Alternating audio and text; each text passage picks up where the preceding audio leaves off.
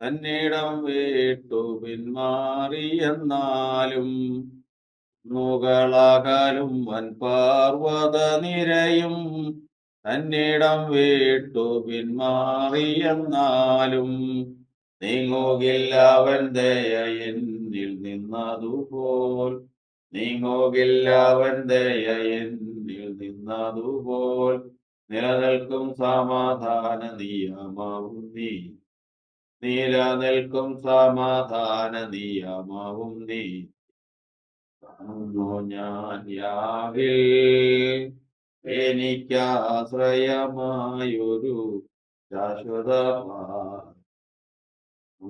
ഞാൻ യാഹിൽ. ദൈവനാമത്തിന് വീണ്ടും മഹത്വം ഉണ്ടാകട്ടെ. നമ്മൾ വചനത്തിൽ നിന്ന് കേട്ടത്, നിങ്ങൾ വിശ്വാസത്തിൽ ഇരിക്കുന്നവർ നിങ്ങളെ തന്നെ പരിശോധിപ്പീൻ. ഞാൻ വിശ്വാസത്തിലാകുന്നുവോ? വിശ്വാസത്തിലാണെങ്കിൽ ഇതിന് തെളിവാണ് പറഞ്ഞിരിക്കുന്നത്, നിങ്ങൾ കൊള്ളരാത്തവരല്ല എങ്കിൽ ക്രിസ്തു നിങ്ങളിൽ ഉണ്ട്. അപ്പോൾ വിശ്വാസത്തിൽ വന്നു കഴിഞ്ഞാൽ അടുത്തത് അവൻ ആരായിത്തീരണം? കൊള്ളാവുന്നവനായിത്തീരണം. അപ്പോൾ വിശ്വാസത്തിൽ വന്നു കഴിഞ്ഞാൽ എല്ലാവരും അതിനാൽ എല്ലാം തികഞ്ഞു എന്ന് പറയുന്നവരാണ് അധികം. എന്നാൽ അങ്ങനെയല്ല, അവൻ കൊള്ളാകുന്നവനായിത്തീരണം. കൊള്ളാകുന്നവനായിത്തീരണമെങ്കിൽ എന്ത് വേണം? പരീക്ഷ സഹിക്കുന്ന മനുഷ്യൻ ഭാഗ്യവാൻ. കാരണം അവൻ കൊള്ളാകുന്നവനായി തീർന്നതിന് ശേഷം ദൈവം തന്നെ സ്നേഹിക്കുന്നവർക്ക് ഒരുക്കിയിട്ടുള്ള ജീവകിരീടം പ്രാപിക്കും. അപ്പോൾ വിശ്വാസത്തിൽ വന്നു കഴിഞ്ഞാൽ അടുത്ത ഘട്ടമാണ് കൊള്ളാകുന്നവനായി തീരുക. കൊള്ളാകുന്നവനായി തീരുന്നുവെങ്കിൽ അവനിൽ ക്രിസ്തു ഉണ്ട്. ഇതാണ് വ്യവസ്ഥ. ഈ ക്രിസ്തു ഉള്ളിലുണ്ടെങ്കിലോ, റോമാലേഖനം 8-ാം അധ്യായത്തിന്റെ 10-ാം വാക്യത്തിൽ പറയുന്നത്, ക്രിസ്തു നിങ്ങളിൽ ഉണ്ടെങ്കിലോ ശരീരം പാപനിമിത്തം മരിക്കേണ്ടതെങ്കിലും ആത്മാവും നീതി നിമിത്തം ജീവനാവും. കാരണം ക്രിസ്തു നിങ്ങളിലുണ്ടെങ്കിൽ നിങ്ങൾ ഭയം ഉണ്ടാവില്ല. കാരണം ക്രിസ്തുവിന് വിപരീതമാണ് മരണം.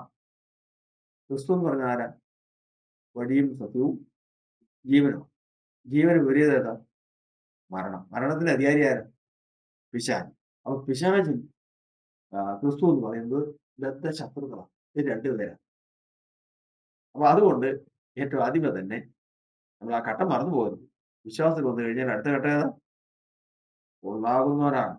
കൊള്ളാകുന്നവനാകണമെങ്കിൽ പരീക്ഷ സഹിക്കണം. പരീക്ഷ സഹിച്ച് കൊള്ളാകുന്നവനാണെങ്കിൽ ക്രിസ്തു ഉള്ളിലുണ്ട്. ക്രിസ്തു ഉള്ളിലുണ്ട് എങ്കിൽ ആത്മാവ് നീതി എന്നും ജീവനാവുന്നവൻ മരണമില്ല, പേടിക്കേണ്ട കാര്യമില്ല. ഇതാണ് അപ്പോസ്തലന്മാരുടെ ധൈര്യം എന്ന് നമ്മൾ അപ്പോസ്തലപ്രവൃത്തി പുസ്തകത്തിൽ വായിക്കുന്നു. ഇവർ ചെറിയ ഒരു വിദ്യാഭ്യാസമുള്ളവരും പഠിപ്പില്ലാത്തവരും ഒക്കെ ആയിട്ട് ഇവരെ ധൈര്യം കണ്ടു. എന്താ കാര്യം? ഈ ക്രമം മറന്നു പോകരുത്.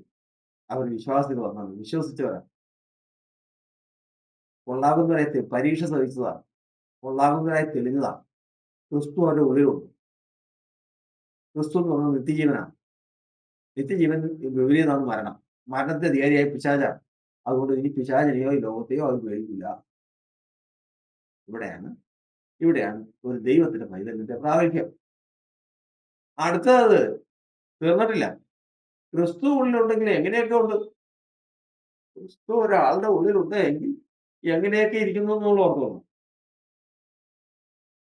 ദൈവത്തിന്റെ വചനത്തിൽ നമ്മൾ പഠിക്കുന്നത്, ദാനിയേല് സിംഹക്കുഴിയിൽ വീണ് പിറ്റേ ദിവസം രാവിലെ രാജാവ് ചെന്നിട്ട് ചോദിക്കുക, ദാനിയേലെ, അത്യുന്നതനായ ദൈവത്തിന്റെ ദാസനായ ദാനിയേലെ, നീ ഇടപെടാതെ ആരാധിച്ചു വരുന്ന ദൈവം സിംഹങ്ങളുടെ വായിൽ നിന്ന് നിന്നെ വിടുവിപ്പാൻ പ്രാപ്തനായോ? അയാൾ കഴിവ് ദൈവത്തിനുണ്ടോ? ദൈവത്തിന് പ്രാപ്തി ഉണ്ടോ? ഇപ്പൊ ചോദ്യം വന്നിരിക്കുന്നത് എവിടെയാ? ദൈവത്തിന് പ്രാപ്തി ഉണ്ടോ എന്നുള്ളതല്ല, പിന്നെയോ ദാനിയേലിനോട് കൂടെയുള്ള ദൈവത്തിന് പ്രാപ്തി ഉണ്ടോ? ദൈവത്തിന് പ്രാപ്തി ഉണ്ടെന്ന് എല്ലാവർക്കും അറിയാം, അത് സംശയമൊന്നുമില്ല. നീ നിന്നിലുള്ള ദൈവത്തിന് പ്രാപ്തി ഉണ്ടോ? ഇവിടെയാണ് ഇന്ന് വിശ്വാസ സമൂഹത്തിലേക്കുള്ള ചോദ്യചിഹ്നമാണ്. എന്നോട് ചോദിക്കാൻ, ഞാൻ ഇന്നലെ ഒരാള് അവിടെ കിടന്ന് വിഷമിച്ച് വഴിയിൽ കിടന്ന് അതുപോലെ ഉപദ്രവിക്കപ്പെട്ടപ്പോ അവൻ ചോദിക്കുകയാണ്, ഒരാൾ ചോദിക്കുക, നിന്നോട് കൂടെ നീ ഏഹ്, ആരാധിക്കാൻ പ്രാർത്ഥനയ്ക്കൊക്കെ പോണതല്ലേ? ആ നീ ഇത്രയും വലിയ കഷ്ടത്തിലായി പോണത് ഇപ്പൊ നിന്റെ ദൈവം അവിടെ ഉണ്ടായിരുന്നില്ലേ? ഉത്തരവില്ല. ഉത്തരവില്ല. കാരണം ദൈവം ഇടയനാണെങ്കിൽ, ദൈവം കൂടെ ഉണ്ടെങ്കിൽ അതിന് പല അടയാളങ്ങളുണ്ട്. മുട്ടുണ്ടാകാൻ പാടില്ല. പിന്നെ ദൈവം കൂടെ ഉണ്ടെങ്കിലുള്ള പ്രത്യേകതകളുണ്ട്. ഭീഷണി കേട്ടുകഴിഞ്ഞാൽ അപ്പോൾ അവന്റെ ആത്മാവ് ഉണരും. ഇങ്ങനെ ചില അടയാളങ്ങളുണ്ട്. എന്നോട് ദൈവം ഉണ്ടോ? ആ. ഇതെല്ലാം വകപ്പാടുകൾ കഴിച്ചിട്ടും അവിടെ ഒരു അടയാളമില്ല.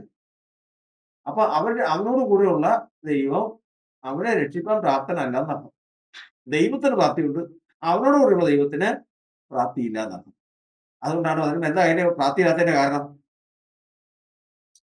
നമ്മൾ സംഗീതത്തിൽ പഠിക്കുന്നത് ദൈവപുത്രന്മാരെ യഹോവയ്ക്ക് കൊടുപ്പീൻ. ബലവും മഹത്വവും അവന് കൊടുപ്പീൻ. ഇതൊന്നും കൊടുക്കില്ല. തന്നോട് കൂടെ വളരാനായിട്ട് ഒരു കൊച്ചിനെ കൊണ്ടുവന്ന് നിർത്തി. കൊച്ചിനെ കൊണ്ടുവന്ന് നിർത്തിയതിന് ശേഷം അതിന് വലിയ ചെലവിനൊക്കെ കൊടുത്തോണ്ടിരുന്നു. കൊച്ചിനൊന്നും കൊടുക്കില്ല. കൊച്ച് മെലിഞ്ഞ് അവസാനം കൊച്ചിനെ എഴുന്നേൽക്കാൻ പാടില്ല. അവസാനം വന്ന് കൊച്ചിനെയും കൊണ്ട് പോയി ഏൽപ്പിച്ചവര്.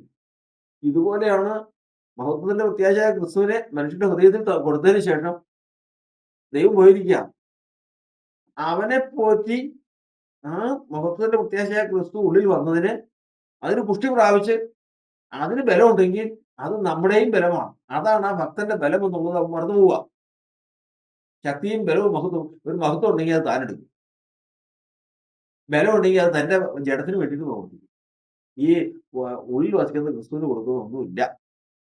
ആപത്തിലും അനർത്ഥങ്ങളിലും രക്ഷിക്കുവാൻ സിംഹങ്ങളുടെ വായിൽ നിന്ന് വിടുവിക്കാൻ നമുക്ക് പ്രാപ്തമല്ല. അങ്ങനെയാണ് ഇന്ന് അനേക ജീവിതങ്ങൾ നെടുവേർപ്പെട്ട് ഭവനങ്ങളിൽ അങ്ങോട്ടും ഇങ്ങോട്ടും നോക്കി ഞാൻ എന്ത് ചെയ്യുമെന്ന്, ഇനി നമ്മൾ എന്ത് ചെയ്യുമെന്ന് നോക്കി വിഷമിക്കുമ്പോൾ ഓർത്തുകൊള്ളണം, നമ്മോടുകൂടെ നമ്മെ വിളിച്ച ഒരു ദൈവമുണ്ട്. ആ വചനം പറയുന്നത് നിങ്ങൾ കൊള്ളാത്തവരല്ല എങ്കിൽ ക്രിസ്തു നിങ്ങളിലുണ്ട്. ക്രിസ്തു നിങ്ങളിലുണ്ടെങ്കിൽ എന്തുകൊണ്ട് ഇതിങ്ങനെ? ആ ക്രിസ്തുവിന് പ്രാപ്തിയില്ല ഇന്ന് എന്നെ രക്ഷിക്കാൻ. വിഷയമാണ്. അതുകൊണ്ട് കർത്താവിന്റെ വചനം പറയാണ്, ക്രിസ്തുവിനെ നിങ്ങളുടെ ഉള്ളിൽ കർത്താവായി വിശുദ്ധീകരിക്കുക. നിങ്ങളെ ഭരിക്കേണ്ടതും നിങ്ങളുടെ ഉള്ളിൽ സർവ്വ ഐശ്വര്യത്തോടെ വാഴേണ്ടതും ക്രിസ്തുവാണ്. അങ്ങനെ ഐശ്വര്യത്തോടെ രാജാവായിട്ട് വാഴുന്ന ഒരു മനുഷ്യന്റെ ഹൃദയം ഒരിക്കലും ദുഃഖിക്കാനോ ഒരിക്കലും തകർന്നു പോകുവാനോ മുട്ടുവരുവാനോ കർത്താവ് സമ്മതിക്കില്ല. സ്തോത്രം. അതുകൊണ്ട് ദൈവത്തിന്റെ വചനപ്രകാരം നമ്മളത് കേട്ടത് ചെറിയ കാര്യമല്ല. അതൊരു ഒരു ഒഴുക്കാണ്. കാരണം വിശ്വാസത്തിൽ വന്നു കഴിഞ്ഞാൽ അതിന് പരിശോധന സഹിക്കണം, പരീക്ഷ സഹിക്കണം. അപ്പോൾ കൊള്ളാവുന്നവനായി തെളിയും. അപ്പോൾ ക്രിസ്തു ഉള്ളിൽ വസിക്കും. ക്രിസ്തു ഉള്ളിൽ വസിച്ചാൽ മഹത്വവും ബലവും വന്നു കൊടുക്കണം. അവൻ ഉള്ളിൽ ശക്തിയോടെ വളർന്നു വന്നാൽ അവനെ കർത്താവായിട്ട് വിശുദ്ധീകരിപ്പീൻ. അവനാണ് നമ്മെ ഭരിക്കേണ്ടത്, നാം അല്ല അവനെ ഭരിക്കേണ്ടത്. അവൻ സകലത്തിനും മതിയായവൻ. അവൻ ഭരിക്കുന്നുവെങ്കിൽ മുട്ടുണ്ടാവില്ല, ഒന്നിനും ഒരു പ്രശ്നമില്ല. കാര്യങ്ങളെല്ലാം അതിൻ്റെതായ സമയത്ത് നടക്കേണ്ട രീതിയിൽ നടക്കേണ്ടതുപോലെ ദൈവം ആഗ്രഹിക്കുന്ന സമയത്ത് നടക്കും. നമ്മുടെ ജീവിതം ധന്യമായി തീരുകയും ചെയ്യും. അതായത് ദൈവത്തിന്റെ ആത്മാവ് തന്ന തോത് കുട്ടികളോടെ പ്രാർത്ഥിക്കാം. ദൈവസന്നിധിയിലേക്ക് നമുക്ക് നമ്മെ തന്നെ താഴ്ത്താം.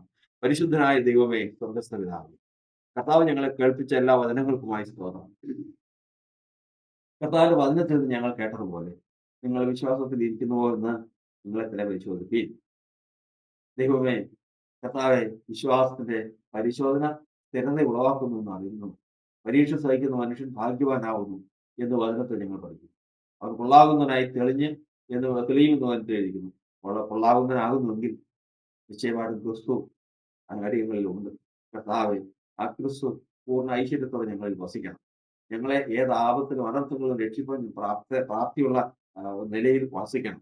കർത്താവെ, ഞങ്ങളുടെ ഉള്ളിൽ ക്രിസ്തുവിനെ കർത്താവായി വിശദീകരിക്കാൻ ഞങ്ങൾക്ക് ബലം തരണം. അതിനുള്ള മനസ്സ് ഞങ്ങൾക്ക് തരണം. അതിനുള്ള ഹൃദയാവസ്ഥ ഞങ്ങൾക്ക് തരണം. അങ്ങനെ കർത്താവായ ക്രിസ്തുവിന്റെ നാമത്തിൽ ദൈവമേ, ദൈവത്തിനും മനുഷ്യർക്കും കുറ്റമറ്റവരും സാക്ഷിയുള്ളവരായി കർത്താവിന്റെ നാമത്തിൽ ദൈവമേ, ശത്രുക്കൾ എതിർക്കുന്ന നിത്യജീവനാൽ മരണത്തോട് എതിർക്കുന്ന ദൈവമേ, ക്രിസ്തുയേശുവിനാൽ പിശാചുകൾ എതിർക്കുന്ന ഒരു ക്രിസ്തീയ സമാധാന ജീവിതം കർത്താവ് ഞങ്ങൾക്ക് തന്ന് ലോകത്തിന്റെ ജയം നൽകുന്ന കർത്താവിന്റെ കരം ഞങ്ങൾക്ക് അനുകൂലമായിരിക്കട്ടെ. അതുകൊണ്ട് അനുഗ്രഹിക്കണമെന്ന് നമ്മൾക്കായി സ്തോത്രം. അനുഗ്രഹങ്ങൾക്കായിട്ട് പ്രാർത്ഥിക്കാം. പുസ്തകം